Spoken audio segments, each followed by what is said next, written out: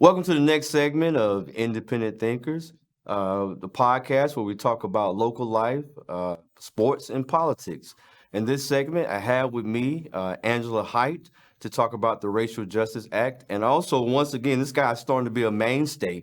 Lindell Kay is back once again to talk about the Racial Justice Act. Look, Also, he's everywhere. If I got to talk about sports, we're in trouble. Absolutely not. As long as it's about the Gamecocks, I'm good. So we're here today to get educated. Yeah.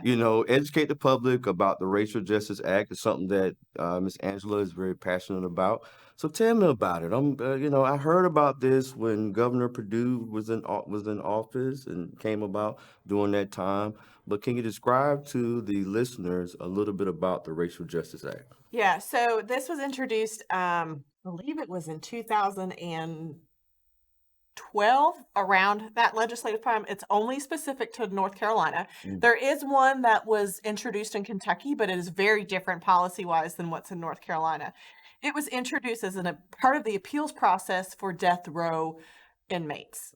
So as you are sentenced to death after they've been to Superior Court, found guilty, and then their jury also sentenced them in a unanimous vote to death, they would be able to use this and apply for it based upon statistics.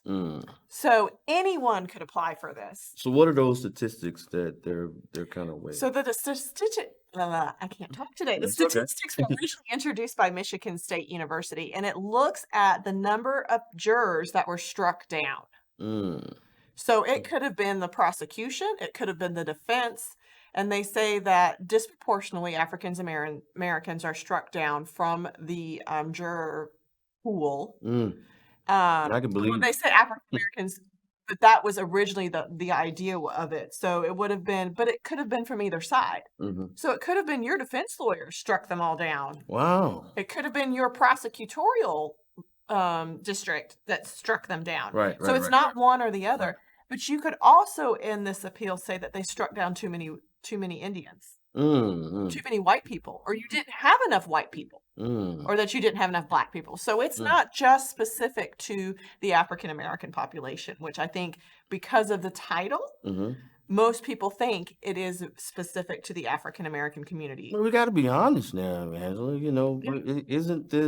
Doesn't this affect the African American community more so than? Yeah, I would agree with that statement. Yeah. But I don't think that was not the intention of the policy. Sure. Yeah, that's why I'm here. I have two contributions. There he is. You certainly know. There he is. You certainly know a whole lot more than I do. But years ago, the government decided that they were going to help single parents, and they were going to help single parents by, if you're a single parent raising a child, you're going to have much easier access to Medicaid. You're going to have much easier access to food stamps. You're going to have much easier access to stuff like that. Great. I think that's great because single parents are struggling in this country. Absolutely. But in my own family and other people that I've seen over the years, what they've done is they just stop getting married. And then they become single parents. There's an unintended consequence. Right. Sure. And that is always what happens in government. That it starts out from a place where they're trying to help people, but then it just ends up going goofy. Right. And so As far as single parents, you're saying that, okay, you got a single mother who has an incarcerated spouse or friend or father of her children, domestic partner, who is in prison. So this was a way to kind of relieve the burden on keeping people in prison for a while. yeah, absolutely. But then, like I said, I got family members that realize that, wait a minute, if we don't get married, then we can get all this stuff. Yeah. I was trying to think of a way to phrase it, but you just did. Unintentional consequence of legislation is that, So I wrote about this. I was working down in Jacksonville, and when that happened, or whatever year that was that it came about. And you said it had to be 2010 because that's when the story. Yeah. Okay. So in 2010, there was this guy named Marcus Douglas Jones. Okay, I had to read that name. For some reason I can't remember that name. So I'm done now. Marcus Douglas Jones, right? He in 2000 he killed his wife and his child, right? Blew him away with a shotgun. White guy, black guy. Well, we'll get there. All right. But 2010 he killed his wife and his young son with a shotgun, right? Yeah, in 2000 he got convicted, sentenced to death. right? So he's on death row for killing his wife and his son with a shotgun, right? Does his appeal, loses everything. I mean, he's locked in. Of course, in North Carolina, you sit on death row for 30 years before most of them die of natural causes before they get executed. We've had a moratorium since 2007, Yeah. so no one has been executed. Right. Yeah. So he's on death row and he's waiting and everything. And this Racial Justice Act pops up, and he goes for it, right? And he's on the list of people to apply for it. I mean, he's in the process. I don't know how far it got before they appealed it or whatever. But the crazy thing is that Mr. Jones is white, his wife was white, his son was white, right? The prosecutor was white, the defense attorney was white, the judge was white. 11 of the 12 jurors were white. But yet somehow he applies for the Racial Justice Act. And that is what I'm saying about how it was meant to help people, Yes. but it was really a bunch of nonsense. And if you look at the 4 original cases that have been through the system, so originally, I think at that time, and there's plus or minus a few, it was 172 people were on death row, 176, 172, somewhere in that ballpark. 168 applied for this, and you hear these circumstances. Yeah. So there was 4 original cases, I will say, that were heard. 2 black men, an Indian woman, and I think it was a white man. But one was, so I work specifically with the victims' families. Okay. So one of the gentlemen he was black and killed a black police officer. Oh, wow.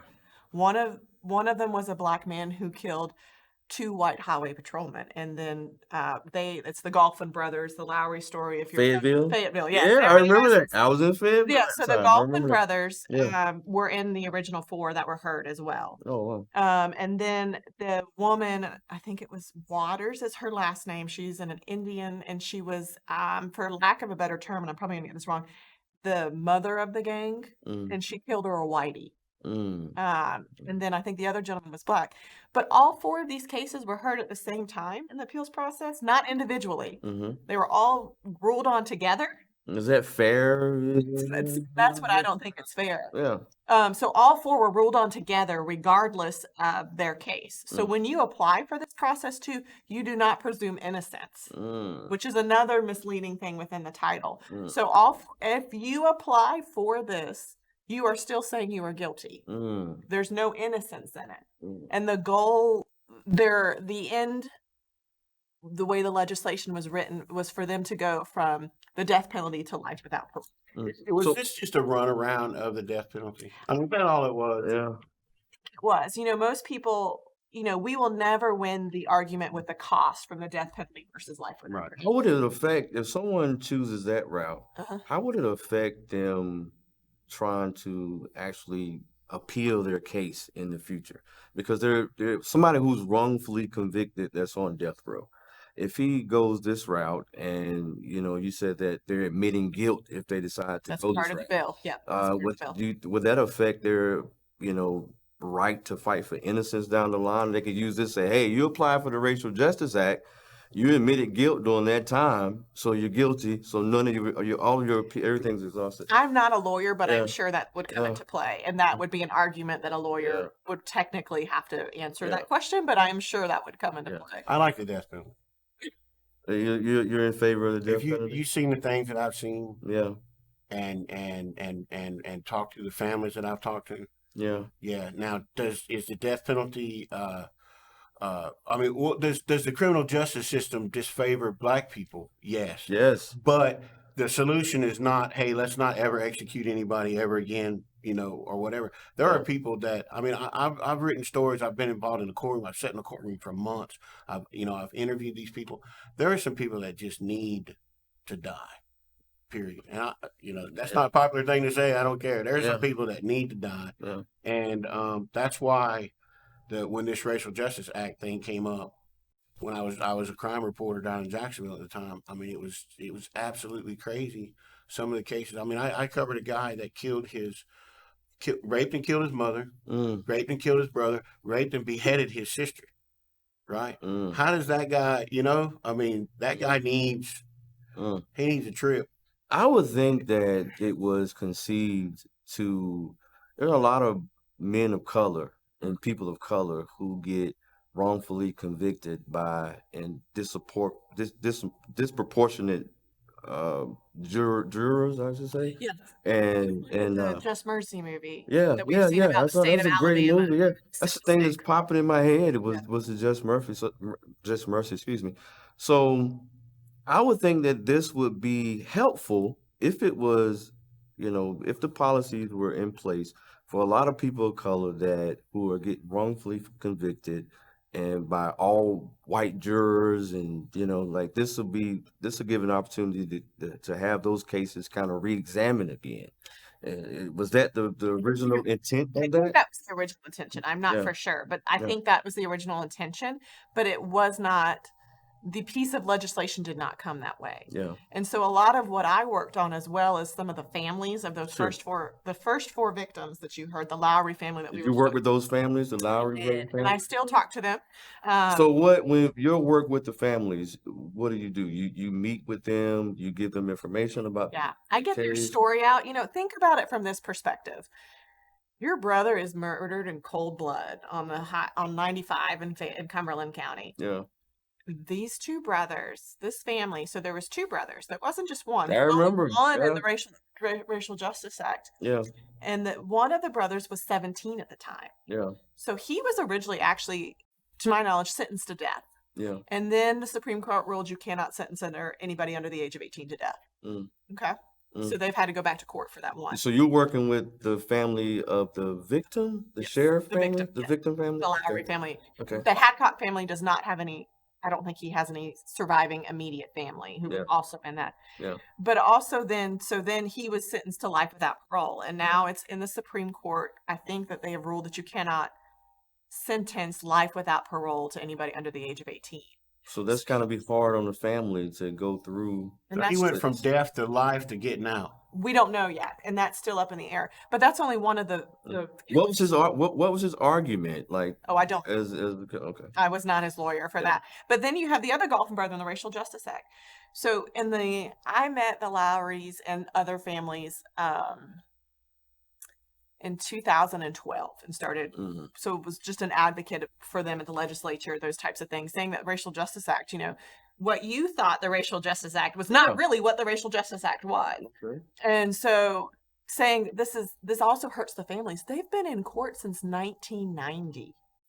And he was murdered when? Like 90, like I think Yeah. it was 91, 92. Yeah, yeah. So they've been back and forth in court, unsure of what's going to happen, with no closure for over 30 years. And their loved one was brutally murdered on the highway, 95, I believe Yeah. it was. And Yeah, even for these, I think we just need an answer. That's yeah, my point in all yeah, of this, that yeah, you're going to murder them, put them to death row, use death row. If you're not, take it off the books and have life without parole and let these families move on. yeah. And that's a hard thing for these families when they have come in and, oh, we're going to introduce this other piece of legislation in the appeals process. Well, we thought it was over. Yeah. One of the women in particular said to me one time, she said, Angela, anytime anything comes up, whether it's the appeals process, the memorials, she said, Angela, it's a funeral all over again. And she's like, I can't do it anymore. It's been 30 years. Wow. And so if you think about, I understand the importance of making sure that our court system is fair and Sure. absolutely. But we also have to think about the other side of the victims and what Yeah. they've been through. The victims, like I said, the court system, think about their bills. Like we went to Charlotte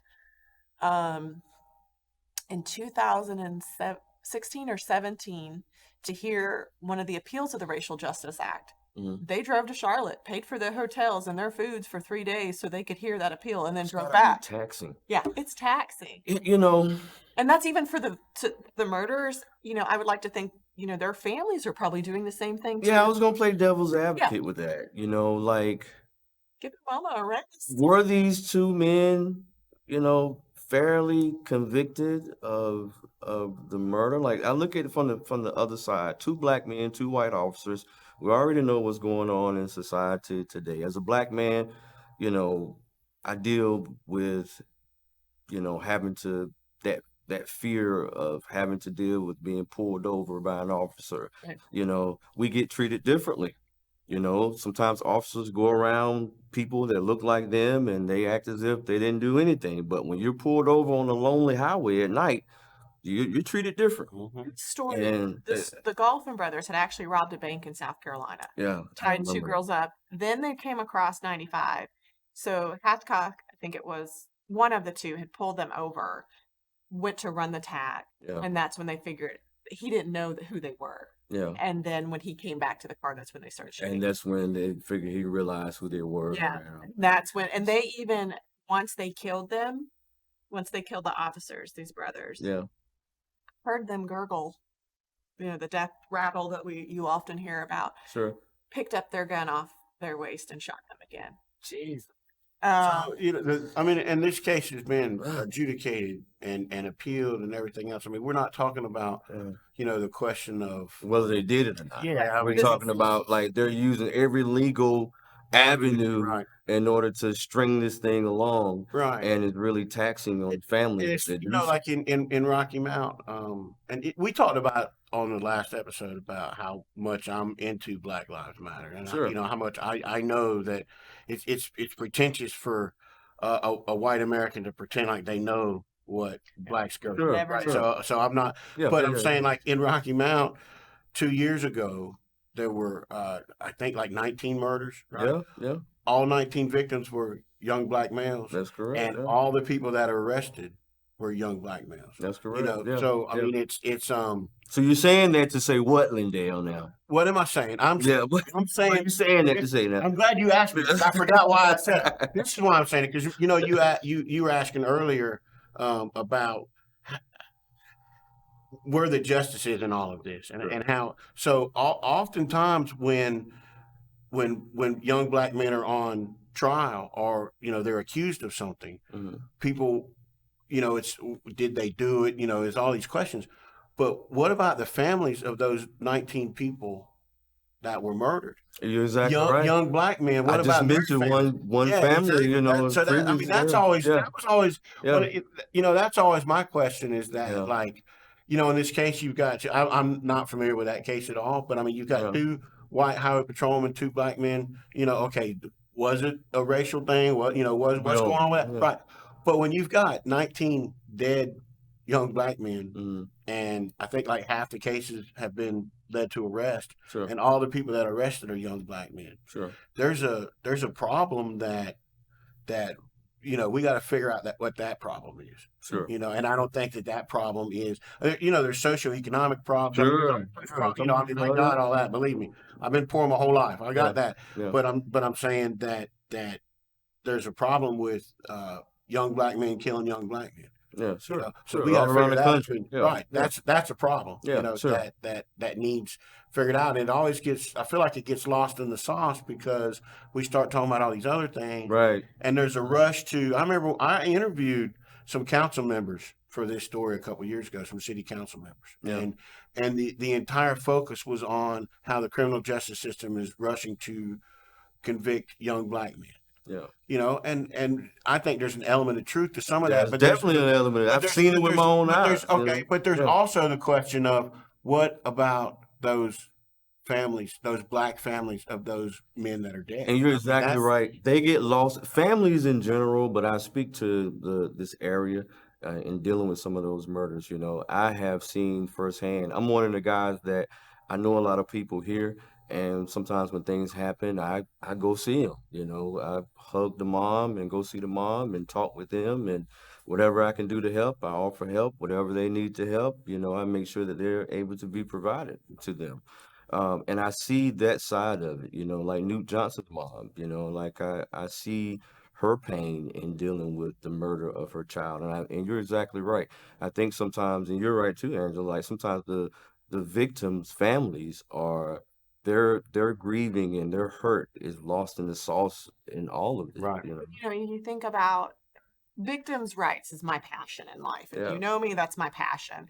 And so, you think about that mother that you're holding. Yeah. He still has to pay a funeral bill. Where's Yeah. the money coming from? Yeah. You know? I had a case. I'm writing about a situation where a guy's been missing for 16 or 17 years, right? Yeah. And the mother asked me the other day. She was like, "Well, if they find his body, are they going to help me pay for the funeral?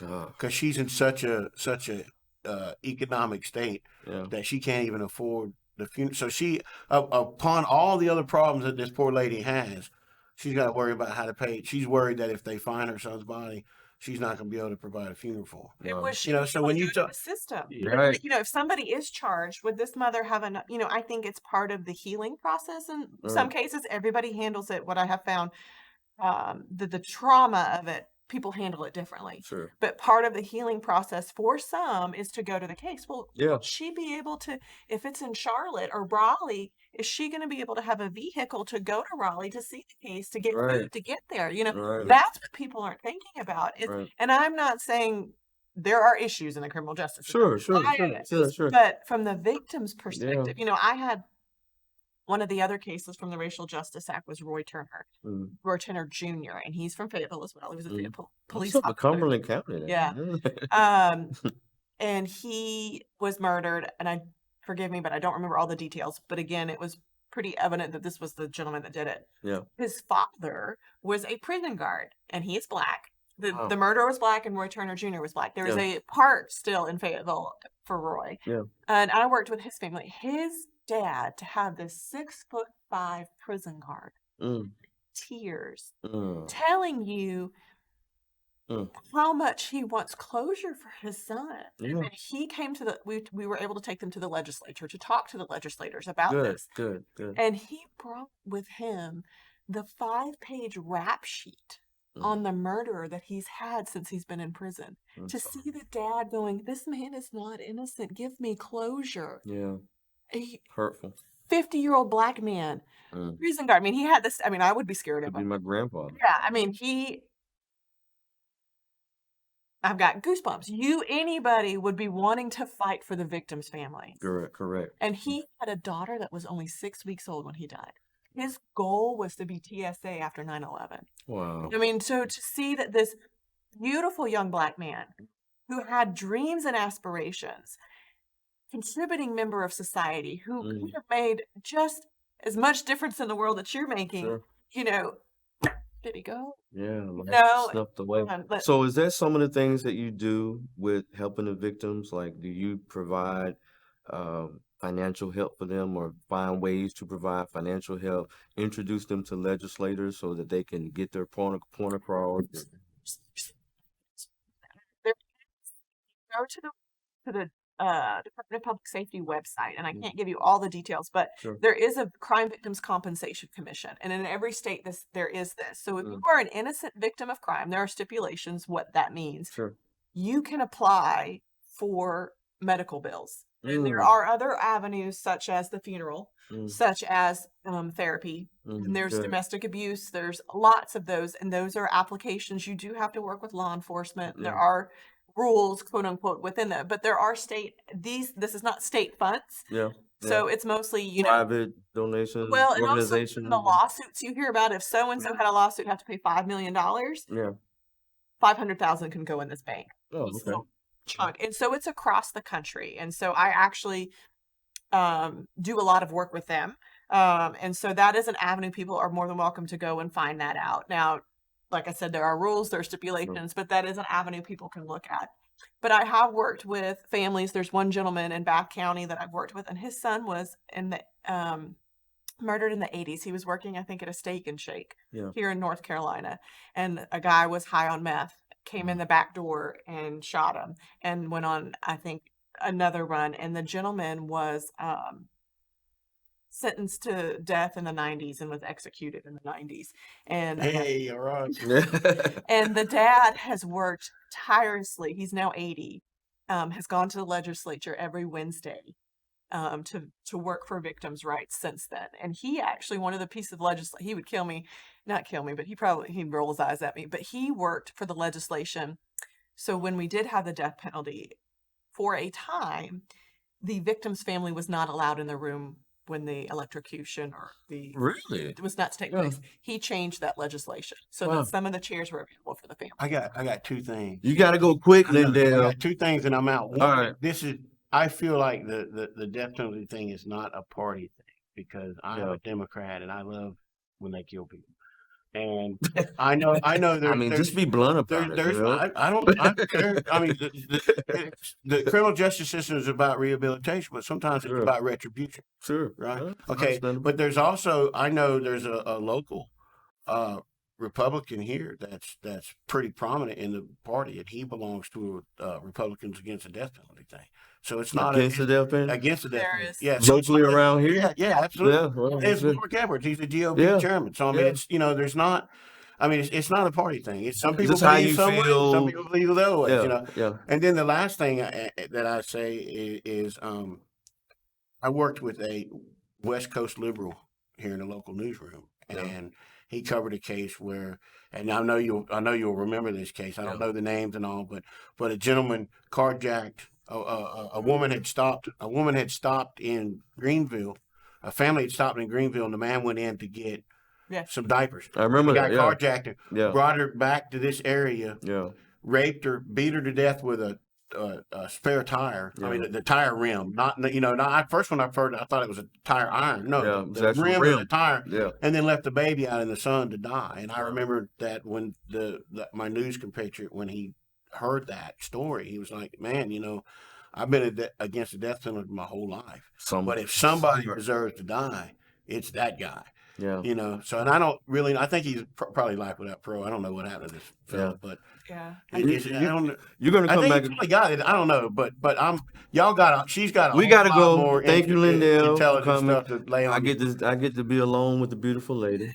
Sorry, I am extremely jealous. I understand that. We'll Yeah. talk about it. Come on your other show I'll sometime. I'll give you all the Yes, you're on the details. list. Okay. I'll give you all the You're on the details. list. Just leave John Check at home. All right. On that note, this ends a episode of Independent Thinkers, the podcast where we talk about local life, sports, and politics. Thank you for joining us. Thank you, Lindell. Angela will be back for the next episode. Until then, hold it down.